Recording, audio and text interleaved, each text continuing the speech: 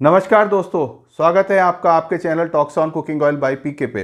तो चलते हैं आज की वीडियो पे, देखते हैं क्या है मार्केट आउटलुक। तो आप जैसे कि जानते हैं, हम पहले डिस्कस करें ग्लोबल ऑयल प्राइसेस कैसे हैं, सीआई फ्रेट क्या है, स्पॉट प्राइसेस, कंज्यूमर पैक की क्या कॉस्ट आ रही है उसके बेसिस पे, और इंपोर्ट कॉस्ट क्या है टू डे सीआई फ्रेट पे, एंड पीछे 24 आवर्स में क्या नए डेवलपमेंट्स हैं।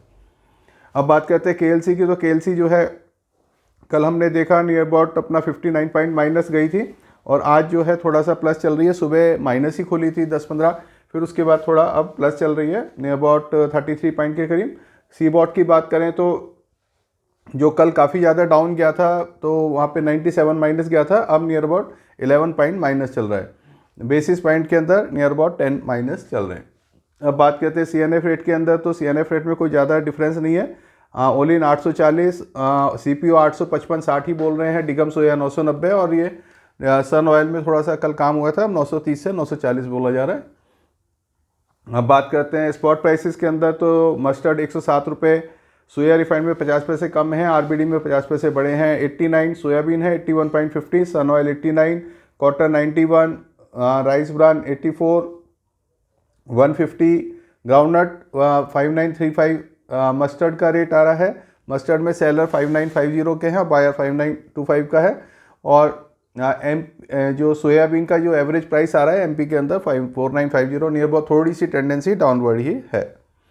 अब बात करते हैं कंज्यूमर पैक की क्या कॉस्ट आ रही है। 8150 के हिसाब से हमारा जो 15 kg टिन का रेट 1471 रुपये आ रहा है, सोया रिफाइंड 1589, और मस्टर्ड कच्ची घानी 1852 आ रहा है। लीटर टीन पाउच बॉटल के रेट यहाँ देख सकते हैं, विदाउट जीएसटी के रेट भी इसमें मेंशन रहते हैं। दिल्ली, यूपी, हरियाणा, इसमें हम 2 रुपये का डिपो का खर्चा और ऑनवर्ड फ्रेट इसमें शामिल रहता है। अब बात करते हैं पीछे से इंपोर्ट पे पैरिटी क्या आ रही है। इसके अंदर हमारी जो है हाई सीज रेट्स भी आ जाते हैं। अगर आपको कभी हाई सीज रेट का चेक करना है तो हाई सीज रेट का भी इसमें आपको मिल जाते हैं। हाई सीज रेट में क्या पोजीशन आ रही है, तो हमारा international market 3580, FOB price $820, CIR rate $860। तो उस हिसाब से हमारा 81.2 की पाम बिक रहा है, 81.4 का ही हमारी यहाँ पे नियर अबाउट 81.5 का सेलर है। तो नियर अबाउट हमारा वो पोजीशन सेम चल रही है। सोयाबीन के अंदर सेलिंग 91 की आ रही है, यहाँ सेलिंग हमारी 89 की आ रही है। तो उसके अंदर हमारी अपनी क्रॉप ही यूज़ हो रही है, तो सोयाबीन की बाइंग पीछे नहीं जा रही है।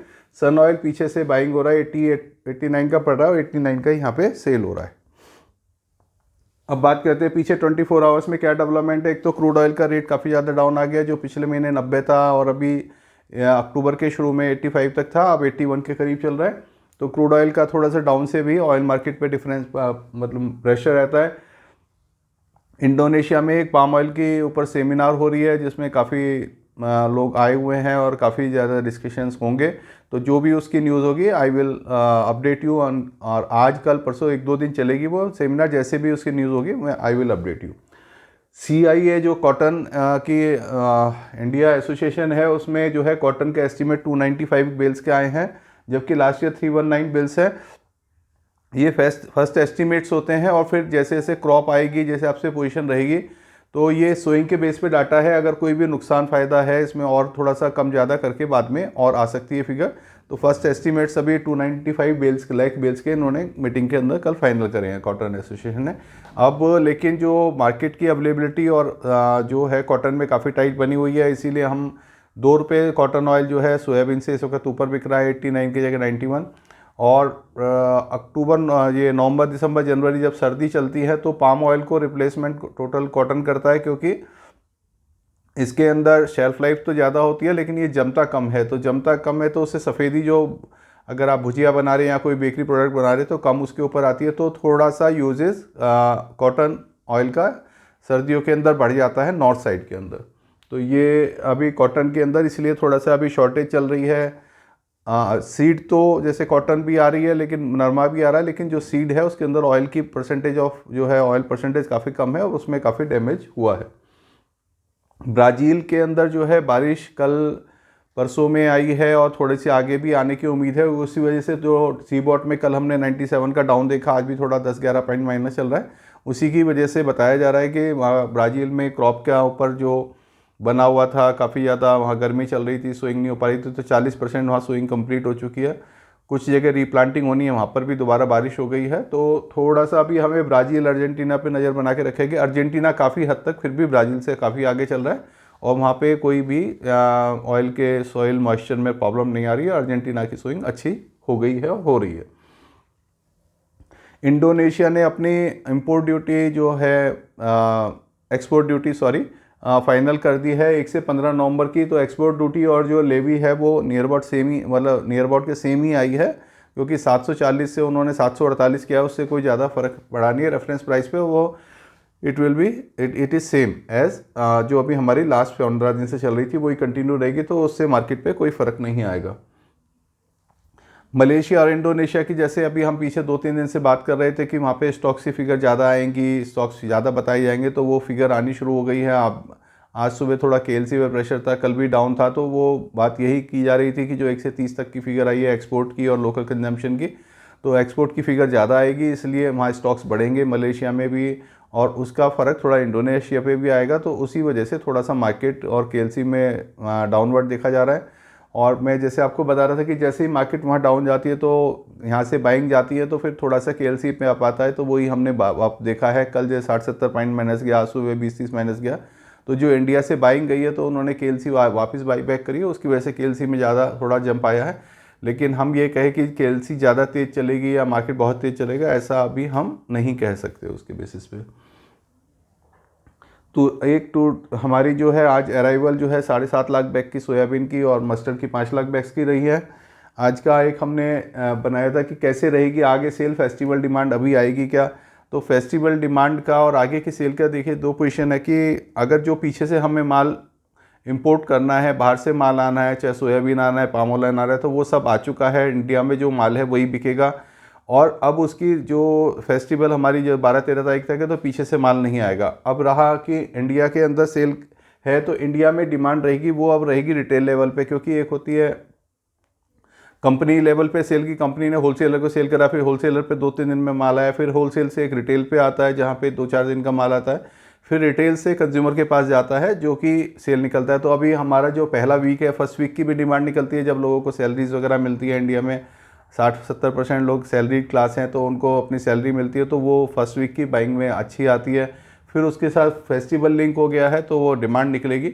लेकिन अब जो डिमांड रहेगी वो रिटेल लेवल पे रहेगी। इसीलिए मैं जब भी अभी पीछे 2-4 वीडियो से मैं कह रहा हूँ कि अपने पास जो रेडी स्टॉक रहेगा, तो रिटेलर के पास अब माल ख़त्म होंगे तो वो आपके पास रेडी में लेने के लिए आएगा। तो अपना स्टॉक मेंटेन करके चलेंगे तो उसमें नुकसान होने के चांसेस कम हैं। अगर आपने पीछे कंपनी से माल बुक करा दिया और कंपनीज वालों ने सप्लाई देने में डिले कर दी और माल स्टॉक रखा रह गया, तो उसमें नुकसान हो सकता है। तो ये चीज़ आपको थोड़ा सा मेंटेन करके चलना पड़ेगा। तो फेस्टिवल डिमांड आएगी, लेकिन वो अब रिटेल लेवल पे आएगी। होलसेल के यहाँ से भी माल उठेगा जो रिटेल के पास ख़त्म होगा। अब ये 1 से 7-8 तारीख तक हम कह सकते हैं कि रिटेल डिमांड अच्छी रहेगी, होलसेल डिमांड अच्छी रहेगी। लेकिन अगर हम 7-8 दिन के अंदर पीछे से ना तो हम इंपोर्ट कर सकते हैं, ना हम इंपोर्ट करके हम माल मंगा के दिवाली पे सेल कर पाएंगे। ऐसे ही अगर आपको कंपनियों से माल मंगाना है तो वो मंगा लेना चाहिए, जो भी 2-4 तारीख तक आ जाए, 2-3 तारीख तक आ जाए। उसके बाद के माल में थोड़ा रिस्क हो सकता है, क्योंकि जैसे जैसे हमारे मलेशिया इंडोनेशिया के ऊपर प्रेशर जाएगा और यहाँ से अब नई बाइंग नहीं जाएगी, तो वहाँ पर थोड़ा सा मार्केट डाउन आ सकता है। तो यही थी तो पोजीशन। अब रहा मेरी ओपिनियन का बात, तो ये इसी को मेरी ओपिनियन समझें, अपने माल को रेडी बना के रखें और रेडी के अंदर परचेज़ कर रखें। जैसे ही मार्केट डाउन लगे 2-4 थोड़ा माल खरीद के रखें। और रिटेल में सेल आप ये 2-4-5 दिन अभी हम समझ सकते हैं, क्योंकि फर्स्ट वीक और दिवाली दोनों कंबाइंड हो रही है, तो डिमांड तो रहेगी, लेकिन अब वो रिटेल लेवल पे रहेगी। होलसेल लेवल पे क्योंकि रिटेलर अपना माल धीरे धीरे कवर कर चुका है या आज 1-2 दिन में कर लेगा, फिर उसके बाद जैसे उसके पास ऑफटेक आएगी तभी वो होलसेल के पास माल जाने जाएगा। लेकिन उस टाइम पे अगर आप कंपनी से ख़रीदने लगे और वहाँ से माल आने में 7 दिन लग गए, तो आपको उस माल पे नुकसान हो सकता है।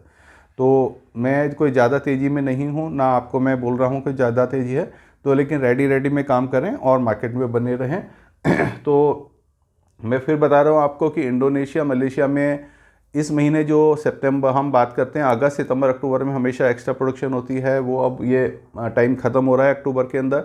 और अक्टूबर में इस महीने प्रोडक्शन ज़्यादा आएंगी, डिस्पैचेस कम रही हैं, एक्सपोर्ट है वहाँ से कम रहा है, लोकल कंजम्पशन भी कम रहेगी। तो उसके हिसाब से हमारे पास स्टॉक फिगर ज़्यादा आएगी, तो मार्केट पे अभी हमको 11-12 तारीख को जो रिपोर्ट्स आएंगी तो प्रेशर दिख सकता है।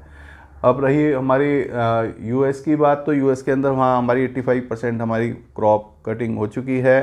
और अब इंडिया में अपना माल आ चुका है सोयाबीन, इंडिया में अपना कॉटन है, इंडिया में अपना ग्राउंडनट है, इंडिया में अब राइस ब्रान है। ये तीनों चारों प्रोडक्ट्स हमारे सर्दियों के अंदर आती है क्रॉप्स।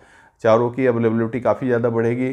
चाइना के अंदर भी अपनी सोयाबीन की क्रॉप अभी आई है, उसकी अवेलेबिलिटी बढ़ेगी।